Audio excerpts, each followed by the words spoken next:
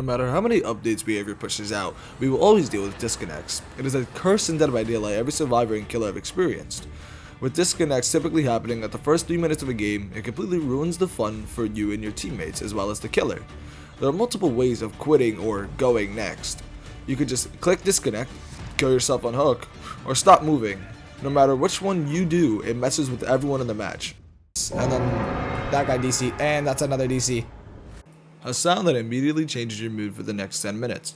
As someone who plays DBD every day, hearing that sound is obnoxious. For the last 2 weeks, I've had around 4 matches, sometimes more, a day where people DC and then the people will get mad at me just for playing the game.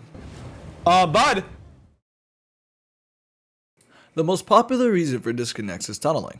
Tunneling is when after you get unhooked, the killer immediately goes for you, ignoring the rest of the survivors. Although it is a viable killer strategy, it is frowned upon by a good amount of survivor mains in the game, but it has many major counters like certain perks and having your teammates stay on gens. However, if the killer is planning on tunneling you, it is almost a guaranteed loss for you, but your teammates still have a chance of winning, unless you disconnect. Another reason people go next is because they go up against killers they don't like playing against because of the style of which they have to be played. The most popular example being Skull Merchant. She is a killer that thrives off of 3 gens which makes the game drag out, so instead of playing a typical 10 to 15 minute match, it could last around 25 to 30 minutes. So people will take the 1 minute ban and go up against a killer they will most likely enjoy. The Twins is also a super strong killer, but is deemed the most boring to go up against because to play well with her, you have to slug, and there are times that you'll be left on the ground for up to 3 whole minutes, which would make disconnecting much faster.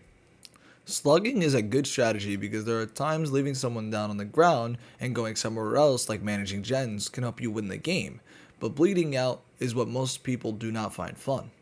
Slugging is not fun for the survivor because it keeps them trapped or held hostage in the game for around 3 minutes.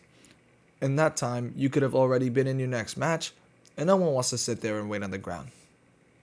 With the discontinuation of DPIPs, the only real punishment for leaving a game is getting handed a 1 minute ban.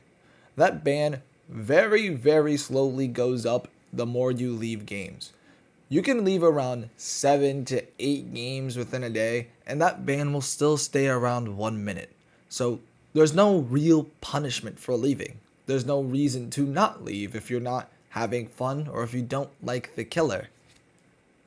And if the killers are doing any of the other things you don't like tunneling, slugging, there's just free leeway for you to leave and be punished for a minute, go scroll on TikTok. You're not going to lose all too much. The only people who are losing are your teammates because now they have to sit through the rest of the 10-minute match without a teammate. DCs have always been a problem in Dead by Daylight, even since the start of the game's release, and especially with hackers. That's why they had to almost completely revamp the system on how DCs work, because people were being held hostage or being sat in a hour game until the server shut down because of hackers, which is why they can't really put a harsher, stricter time on disconnecting, because it could actually not be your fault. And because of that, people who just want to dodge the game and go next have a much easier time doing so.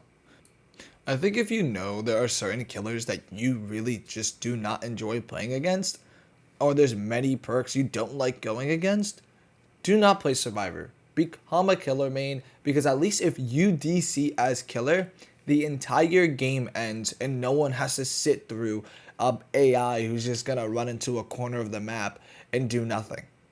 If you play Survivor, you are forcing your teammates to deal with an AI that doesn't understand most of the playstyles of the game. Especially if there's a gen that's 99 and the bot enters the killer's tear radius, he's gonna get off the gen. The bot doesn't know, oh, I should stick this gen, but people do. This is why this is a person versus person game. This isn't a AI versus player game. There's no reason for it to be like that in the first place. At the end of the day, there are going to be times where you need to disconnect, whether you have something that you have to do in real life or your internet crashes. There are going to be times where it is completely out of your control and understandable.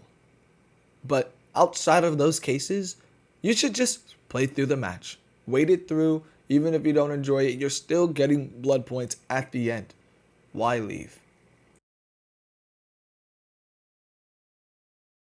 Something Behavior could do is bring back the D-Pips. In my opinion, there was nothing wrong with them. They were a great system in the game. If you did bad, you lost a pip. If you did good, you gained a pip. And if your teammate DCs, they should make it so you and your fellow teammates do not lose a pip. That would definitely incentivize you to, not leave the game if you're constantly losing pips. Especially since you want to hit Iridescent 1 by the 13th of every month, so you get your 1,000,000 blood points for Survivor and your 1,000,000 blood points in Killer. And if you're constantly leaving games, it would make it so much harder for you to actually achieve Iridescent 1. Something they also need to do is look at the constant reports that people get who DC. Because typically, someone who DCs isn't just DCing one game. There's DCing multiple back-to-back games. And if they're constantly getting reports on somebody, they themselves should receive a longer ban and a more repetitive ban than other people are. I know that they can't really just throw out bans much harder for the average person because, like I said, hackers are really prominent in Dead by Daylight. They always have been, they always will be.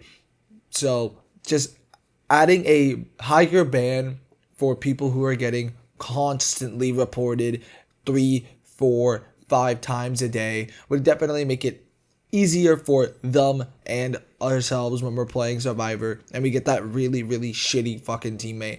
At least they're going to get a longer ban for leaving our match. Giving a higher incentive for winning games would definitely help out in the long run too. Like, if you win 5 games in a row or 3 games in a row, you should get bonus blood points or maybe more iridescent shards. Do something that actually incentivizes winning instead of just losing. Because if I'm on a 10-game win streak and I'm feeling hot, I'm feeling heavy, why am I just getting the normal amount of blood points? Or maybe if you're constantly winning, that incentive goes up for you. Instead of having a 100% incentive for Survivor, have a 150% incentive.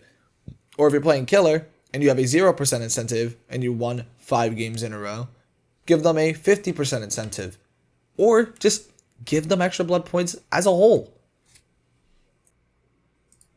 This isn't the typical kind of video that I usually do, but I hope you guys enjoy it nonetheless. I do stream on Twitch every day from 5 p.m. to 8 p.m. EST, so if you want to watch some Dracula content, definitely check me out over there.